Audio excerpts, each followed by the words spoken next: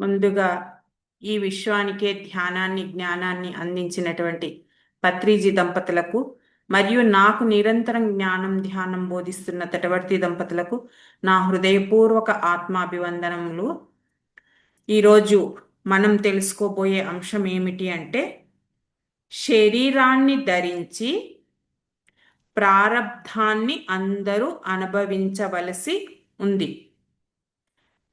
జ్ఞాని దుఃఖాన్ని సంతోషంగా అనుభవిస్తే, అజ్ఞాని ఏడుస్తూ అనుభవిస్తాడు.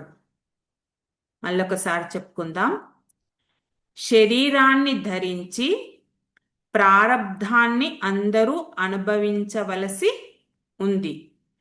జ్ఞాని దుఃఖాన్ని సంతోషంగా అనుభవిస్తే, అజ్ఞాని ఏడుస్తూ అనుభవిస్తాడు. దీని గురించి మనం ఈరోజు తెలుసుకుందాం.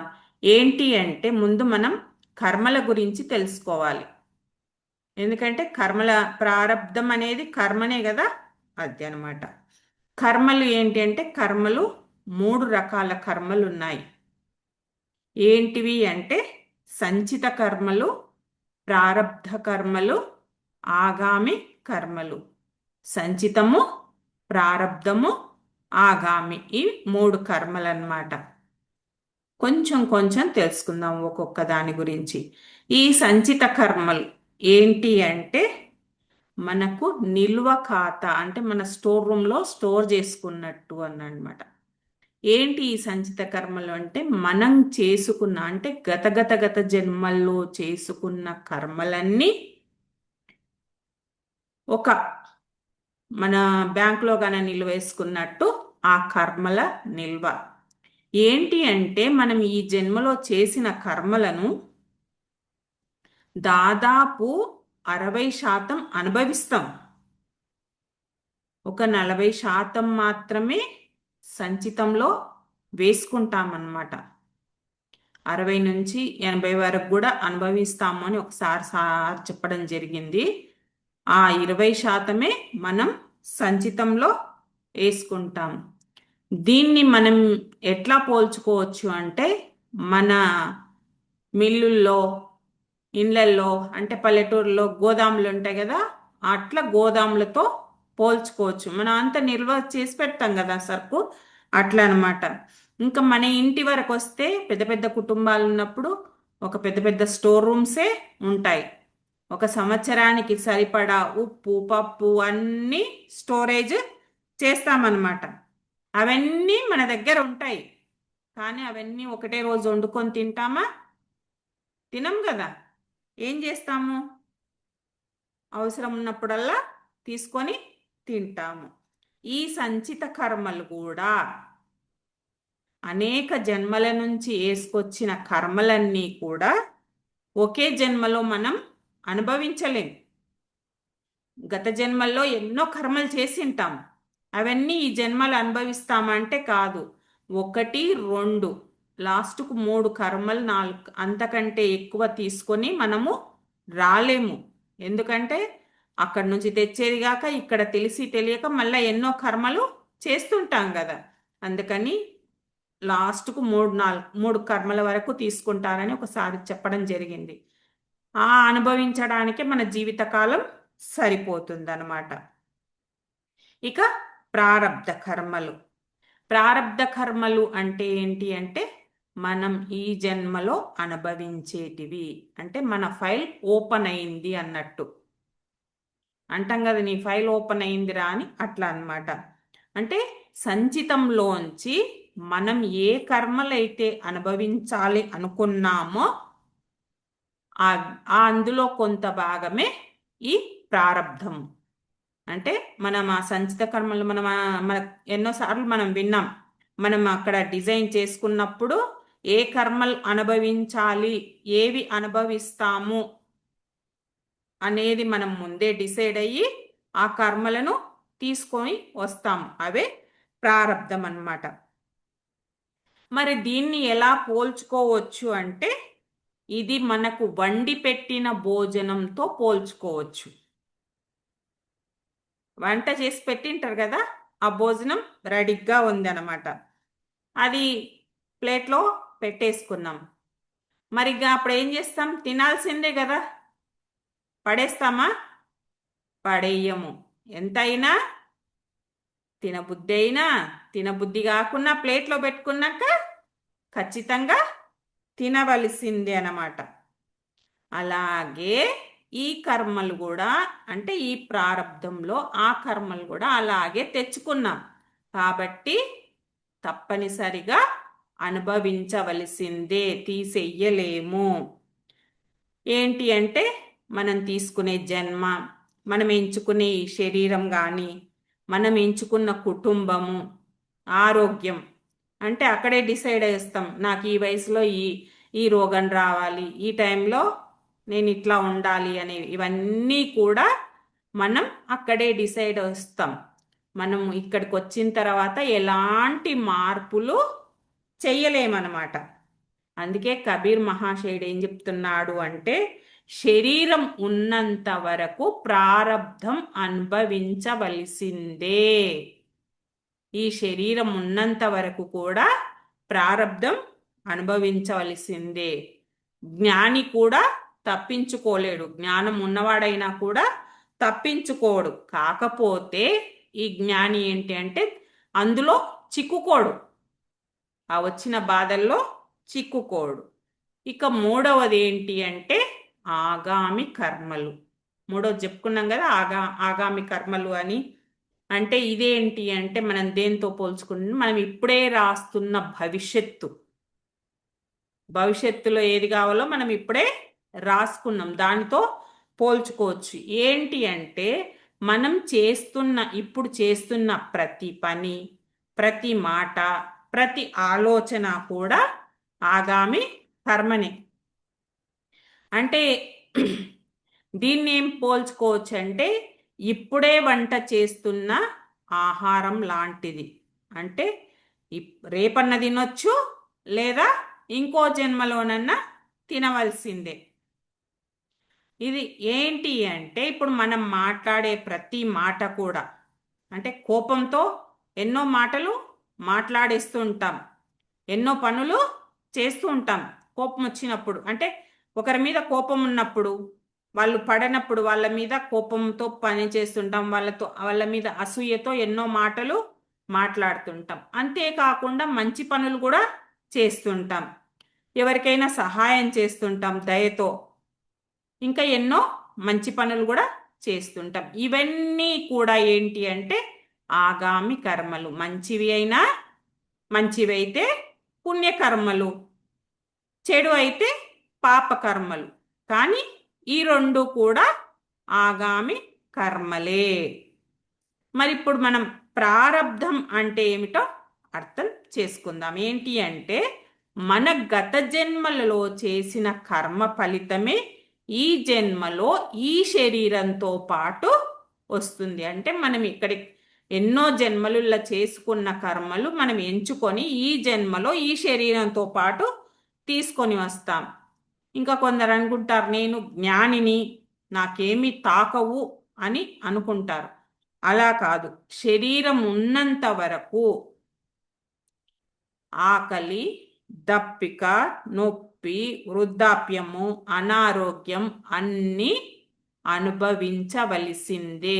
ఏది కూడా తప్పించుకోలేము. అందుకే కబీర్ మహాశయుడు మనకేం చెప్తున్నాడు అంటే ప్రారబ్ధం తప్పక అనుభవించవలసిందే, కానీ దానిని ఎలా అనుభవిస్తామనేది అసలు తేడా. అంటే ఇప్పుడు మనం ఎలా అనుభవించాలి అంటే జ్ఞాని ఎలా అనుభవిస్తాడు, అజ్ఞాని ఎలా అనుభవిస్తాడనేది మనం తెలుసుకుందాం. ఏంటి జ్ఞాని గురించి ముందు తెలుసుకుందాం. జ్ఞాని ఎలా అనుభవిస్తాడంటే ప్రారబ్ధాన్ని, అంటే ఏదైతే తన జీవితంలోకి వచ్చిందో ఆ ప్రారబ్ధాన్ని అంగీకరిస్తాడు. వచ్చే దుఃఖాన్ని కూడా దుఃఖంగానే చూస్తాడు. అంతే, వచ్చింది, కానీ దానిపైన ద్వేషం కానీ, భయం కానీ, కోపం కానీ పెంచుకోడు. దుఃఖం వస్తుంది. దుఃఖాన్ని దుఃఖంగానే చూసి దాని మీద ఆ దుఃఖం వచ్చింది కదా అని ద్వేషం, ఇట్లా వచ్చే కదా అని కోపము, భయము ఇవేవి లేకుండా చూస్తాడు. అలా ఉండడం వల్ల ఏమవుతుంది అంటే కొత్త ఆగామి కర్మలు సృష్టించుకోడు. అంతే కదా, ఆగామి కర్మలు అనేవి సృష్టించుకోడు. ఇంకా ఏంటి అంటే జ్ఞాని అంటే అన్ని తెలుసుకున్నవాడు కాదు, జీవితం అంటే ఏమిటో చూసినవాడు. తాను శరీరం కాదని, తాను శాశ్వతమైన చైతన్యమని తెలుసుకున్నవాడు. జ్ఞాని ఎవరు అంటే తాను శాశ్వతమైన శరీరమని తెలుసుకున్నవాడు. అతనికి దుఃఖం వచ్చినప్పుడు ఏమనుకుంటాడంటే ఈ దుఃఖము ఈ శరీరానికి ఈ మనసుకు వచ్చింది అని తెలుసుకొని నా స్వరూపానికి కాదు, అంటే స్వరూపం ఏంది, మానవుని స్వరూపం ఆత్మ. ఆత్మకు కాదు కదా ఈ దుఃఖము, ఇదంతా కూడా మనసుకు శరీరానికి, అది తెలుసుకుంటాడనమాట జ్ఞాని. అందుకే అతడు ఏం చేస్తాడు, అజ్ఞాని ఎంత దుఃఖం ఉన్నా కూడా దుఃఖంలో ప్రశాంతంగా ఉండగలుగుతాడు. ఇలా ఉండడం వల్ల ఓ గొప్ప విషయం జరుగుతుంది. ఏంటి అంటే ప్రారబ్ధం అనేది తగ్గుతుంది, సంచితం అనేది కాలిపోతుంది. సంచిత కర్మంలో ఇంకా సంచితం ఏముండవు కదా, వేయం కదా, అందుకని కాలిపోతుంది. ఇంకా కొత్త బంధనాలు అనేవి ఏర్పడవు. ఇదే కర్మ క్షయము. ఇక్కడే కర్మ అనేది కాలిపోతుంది. దీనికి మనకు ఉదాహరణగా మనం ఇక్కడ చూద్దాం. జ్ఞాని అనేవాడు ఎండలో నడుస్తున్నప్పుడు నీడ కోసం ఓ చెట్టు కింద చూసుకొని చెట్టు కింద కూర్చుంటాడు, కానీ ఎండను తిట్టడు. ఈ ఎండ ఉండడం కూడా ప్రకృతి స్వభావమే అని అర్థం చేసుకుంటాడు. అలాగే జ్ఞానికి దుఃఖం వచ్చినప్పుడు కూడా ఏమనుకుంటాడు, ఇది ప్రకృతి ధర్మమే, ఆ దుఃఖం వస్తుంది, ఉంటుంది, పోతుంది, అంతే అనుకుంటాడు. ఎండ వచ్చినప్పుడు అబ్బబ్బబ్బా ఏం ఎండలరా నాయన, ఈ ఎండ నా వల్ల అయితే లేదు, ఇలాంటి మాటలు మాట్లాడినాము అంటే మనం అజ్ఞానంలో ఉన్నట్టే. ఎప్పుడైతే ఓహో ఇది కూడా ప్రకృతి ధర్మమే, ఇది ప్రకృతిలో ఇలా జరిగేది ఉంది, ఏది జరిగినా మన మంచికే అనుకున్నామంటే అది జ్ఞాని లక్షణం. ఈ అజ్ఞాని అనేవాడు దేనికి ఎదురు నిలబడడు, వచ్చిన దాని గురించి ఏడవడు. నాకు మాత్రమే ఎందుకు ఇలా జరిగింది అనే ప్రశ్న కూడా ఉండదు. అంగీకారంలోనే అతనికి సంతోషం ఉంటుంది. అంటే ప్రతిదీ వచ్చిన ప్రతిదీ కూడా సంతోషంగా అంగీకరిస్తుంటాడు. ఆ అంగీకరించడం వల్ల వాడెప్పుడు సంతోషంగా ఉంటాడు. ఈ జ్ఞాని గురించి వేమన గారు ఒక మాట చెప్పారు. ఏంటి అంటే సుఖం వచ్చినప్పుడు అతిగా ఆలోచించకుండా, అతిగా ఆనందించకుండా, సుఖం వచ్చినప్పుడు అతిగా ఆనందించకుండా, దుఃఖం వచ్చినప్పుడు కుంగిపోకుండా, రెండిటిని జీవితంలో సహజమైనవిగా స్వీకరించగలిగే మనస్తత్వమే జ్ఞానం. జ్ఞానికి ఇలా ఉంటుంది, రెండిటిని సమస్థితిలో తీసుకుంటాడు. పరిస్థితులు మారినా మనసును స్థిరంగానే ఉంచుకుంటాడు. వివేకంతో ఎలాంటి పరిస్థితులు వచ్చినా కూడా తన వివేకంతో అలాగే స్థిరంగా ఉంచుకుంటాడనమాట. ఇప్పుడు అజ్ఞాని గురించి తెలుసుకుందాం. అజ్ఞాని ఏంటి అంటే ప్రారబ్ధం వల్ల బాధపడుతూ ఉంటాడు. అంటే మనం అనుకున్నాం కదా, ప్రారబ్ధం ఏంటి, గత జన్మల్లో జరిగిన కర్మలు ఈ జన్మలో ప్రారబ్ధ రూపంలో తెచ్చుకుంటాం. వాటి వల్ల ఏంటి, వాడెప్పుడూ బాధపడుతూ ఉంటాడు. ఆ బాధతో ఏమవుతుంది, కోపం వస్తుంది. బాధలు ఉన్నప్పుడు కోపం ఆటోమేటిక్గా వస్తుంది. ఆ కోపంతో ఏం చేస్తాడు, చేయరాని పనులు చేస్తాడు, చెయ్యకూడని కర్మలు చేస్తాడు. అట్లాంటి కర్మలు చేసినప్పుడు ఏమవుతుంది, కొత్తగా ఆగామి కర్మలు సృష్టించుకుంటాడు. ఆ ఆగామి కర్మలు సృష్టించుకున్నప్పుడు ఏమవుతుంది, అవన్నీ మళ్ళీ ఎక్కడ పోతాయి, వెనక మూట సంచితంలోకి చేరుతాయన్నమాట.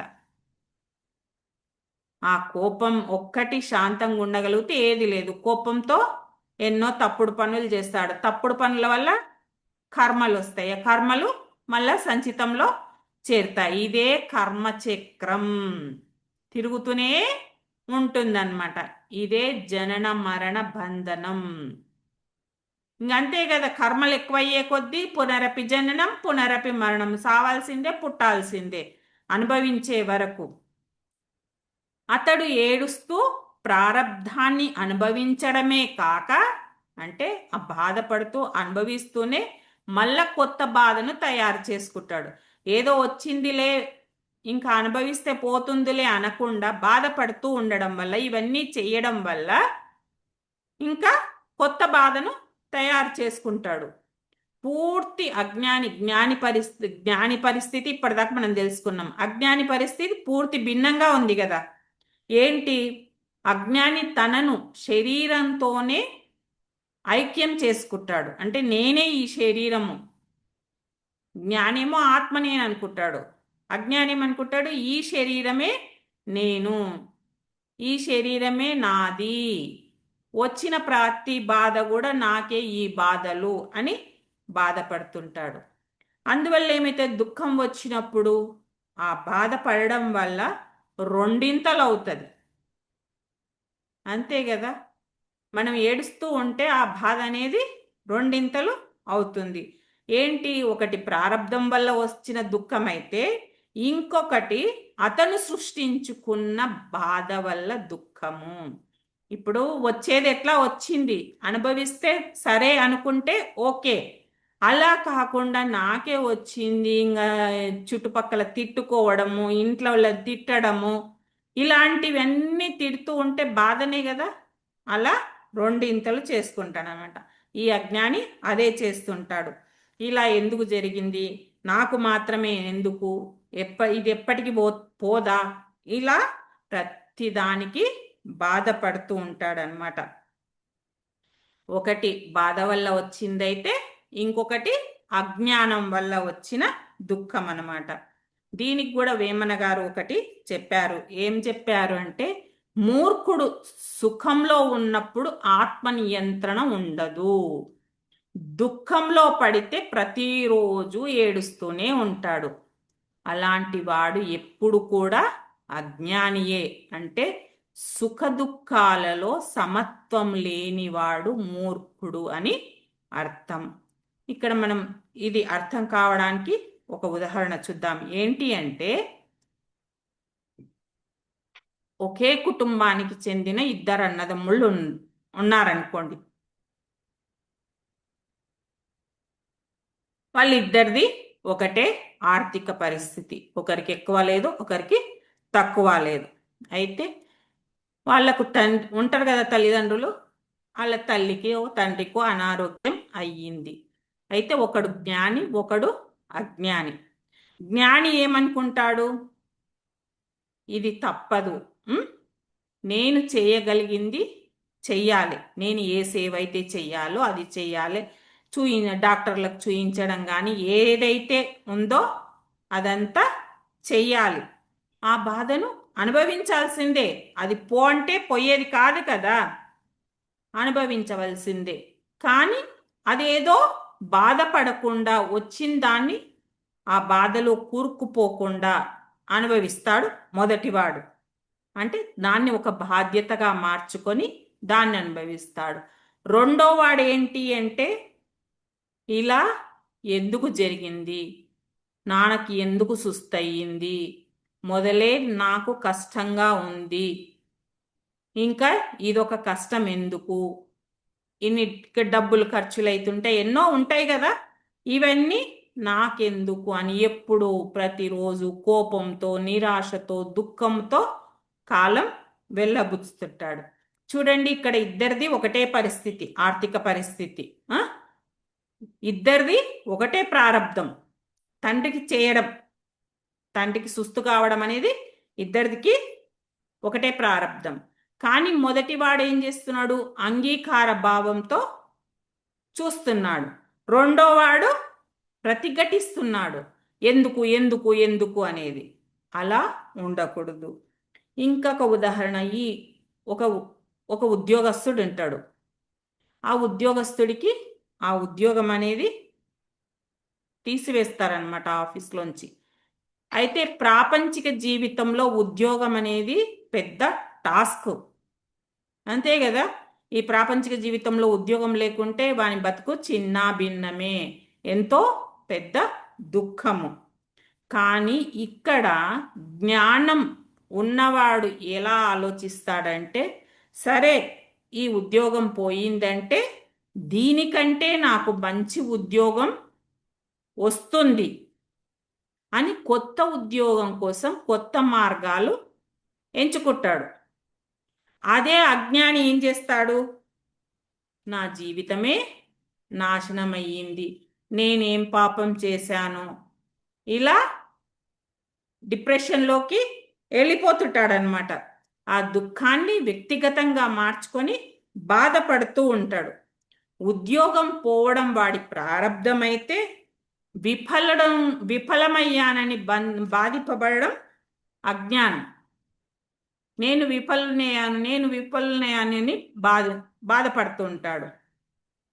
ఇదే విషయం కొంచెం మనము బుద్ధుని గురించి తెలుసుకుందాం.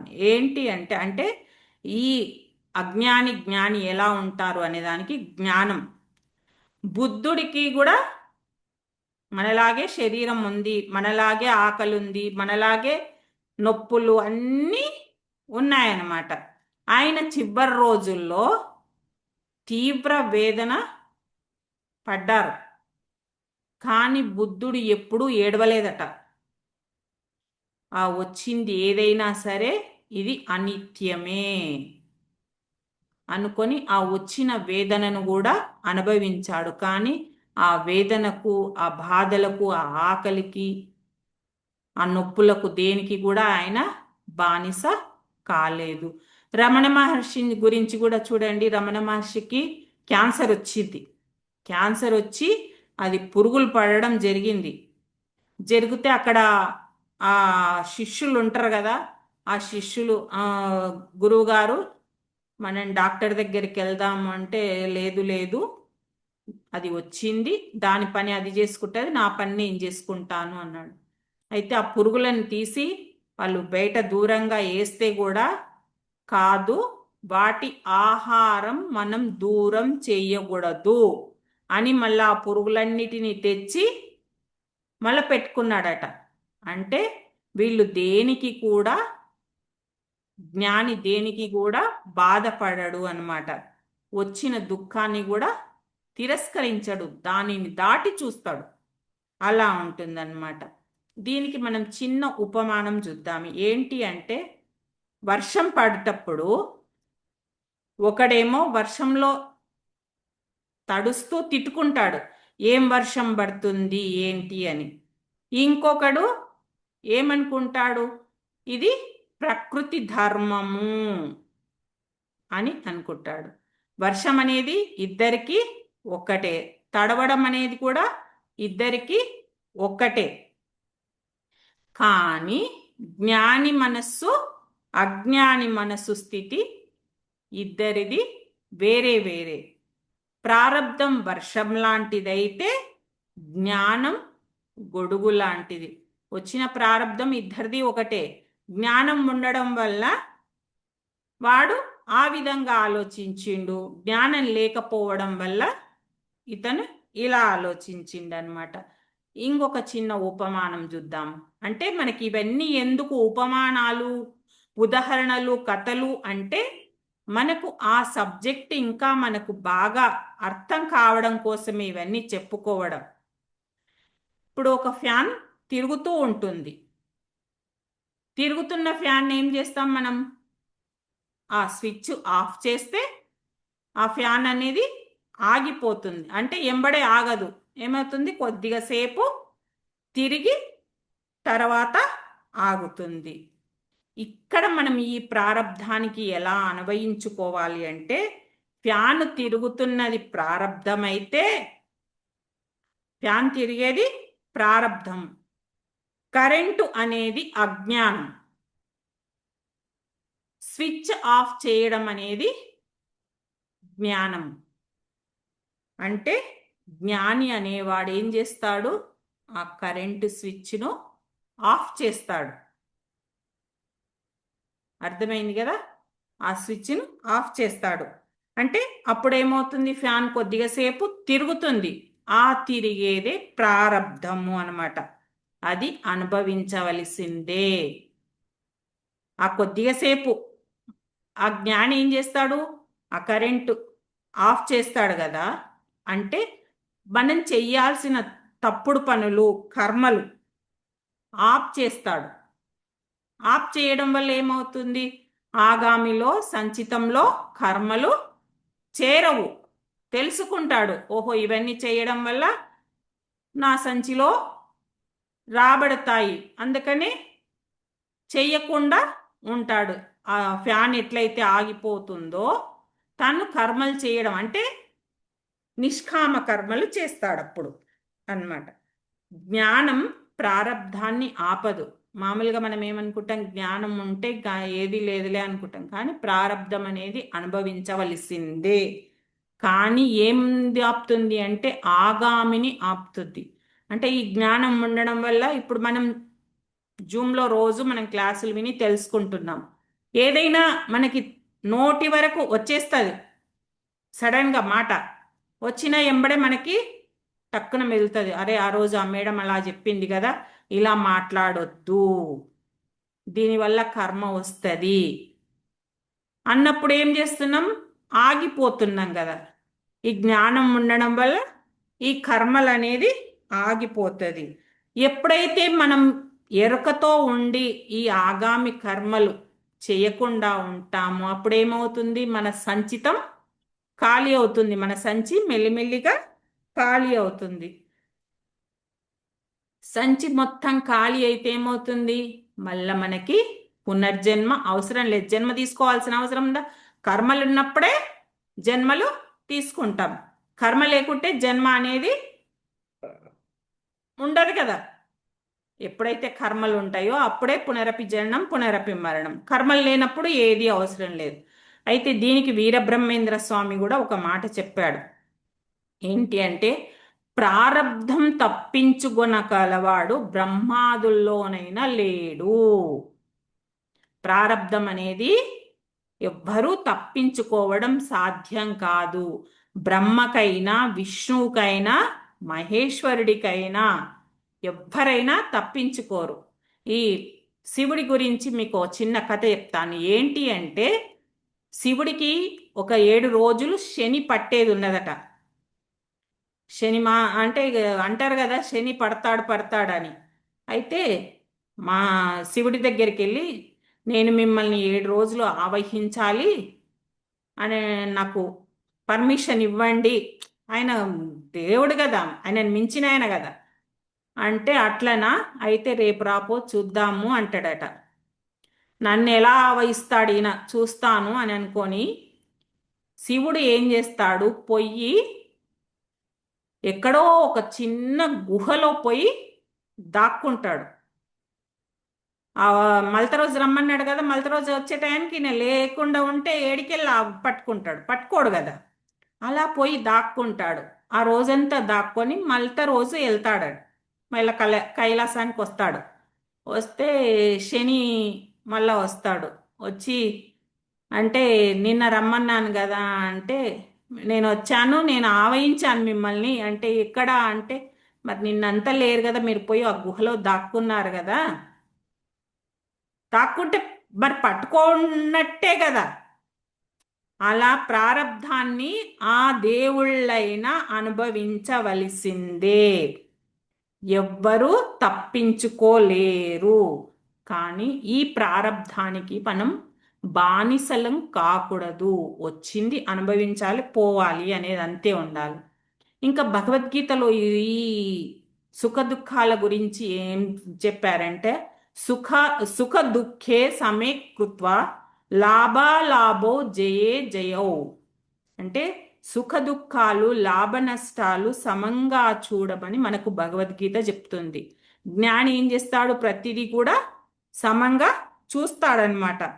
ఎప్పుడైతే మనం ఆ సుఖ దుఃఖాలను సమంగా చూడగలుగుతామో ఆ దుఃఖం అనేది మనకు బంధనం కాదు. ఎప్పుడైతే మనం బాధపడుతూ ఉంటామో అది ఇంకొక బంధం ఏర్పడుతుంది దానివల్ల. అది రెండిటిని వచ్చింది ఓకే, సుఖం వచ్చినా ఓకే, దుఃఖం వచ్చినా ఓకే అనుకున్నాం అనుకోండి, దానితో మనకు బంధం ఉండదు. ఎప్పుడైతే వాటి గురించి ఆలోచిస్తామో వాటి గురించి బాధపడతామో అప్పుడు దానితో మనకు బంధనం ఏర్పడుతుంది.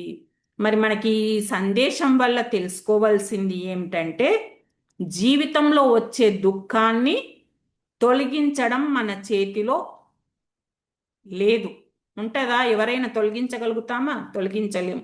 వచ్చింది అనుభవించవలసిందే. కానీ ఆ దుఃఖంలో బాధపడము బాధపడకపోవడము అనేది మన చేతిలోనే ఉంది. ఇప్పుడు వచ్చిన దుఃఖానికి నేను బాధపడాలా బాధపడకూడదా, దీనికోసం ఆలోచించాలా ఆలోచించకూడదా అనేది అది మన చేతిలోనే ఉంది. జ్ఞానం ఉంటే సమస్యలు రాకపోవడం అనేది ఉండదు, వస్తూనే ఉంటాయి. కాకపోతే ఏంటి అంటే జ్ఞానం ఉండడం వల్ల ఆ సమస్యల్లో కూడా శాంతంగా ఉండగలుగుతాడు. జ్ఞానమున్న వ్యక్తి ఆ ఎన్ని సమస్యలు ఉన్నా ఆ సమస్యలలో లోపల శాంతంగా ఉండగలుగుతాడనమాట. అందుకే మన కబీర్ మహాశయుడు ఏం చెప్తున్నాడంటే జ్ఞానులుగా మారమని అడగకుండా కనీసం మీలో ఉన్న అజ్ఞానాన్నన్నా తొలగించుకోండి అని చెప్తున్నాడు. మీరు అంత జ్ఞానులు కాకుండా మీలో ఉన్న కొంత కొంత అజ్ఞానం తొలగితే ఎప్పటికో ఒకప్పటికి జ్ఞానులుగా మారుతామన్నమాట. దుఃఖాన్ని ఒక శత్రువుగా కాకుండా ఒక అనుభవంగా చూసే దృష్టిని అలవర్చుకోమంటున్నాడు. మనకొచ్చే దుఃఖాన్ని ఒక శత్రువు వచ్చిందన్న భావనతో కాకుండా ఓహో దీనివల్ల నేనేదో నేర్చుకోవాలి అనేది మనం నేర్చుకోవాలి. అందుకే శరీరం ఉన్నంత వరకు మనకు ప్రారబ్ధం అనేది ఉండనే ఉంటుంది. కానీ మనసు జ్ఞానంతో నిండి ఉంటే గనక ప్రారబ్ధం కూడా శిక్షలా కాకుండా శిక్షణలా చూస్తాము. అంతే కదా? మనకి అన్ని జ్ఞానం ఉన్నప్పుడు ఏం చేస్తాము? ఓహో ఇది వచ్చింది కూడా నా మంచికే, ఇది నేను ఏదో పాఠం నేర్చుకోవాలి, ఇలా ఆలోచిస్తామన్నమాట. అందుకే శరీరం ఉన్నంత వరకు ప్రారబ్ధం అనుభవించవలసే ఉంటుంది. మనం జ్ఞానిగా ఉండాలనా అజ్ఞానిగా ఉండాలనా అనేది ఎవరి చేతుల పని? ఎవరి జీవితం వాళ్ళ చేతులదే. అది తెలుసుకోవాలి. Okay friends, thank you thank you thank you. ఒక 2 నిమిషాలు ధ్యానం చేసుకుందాం.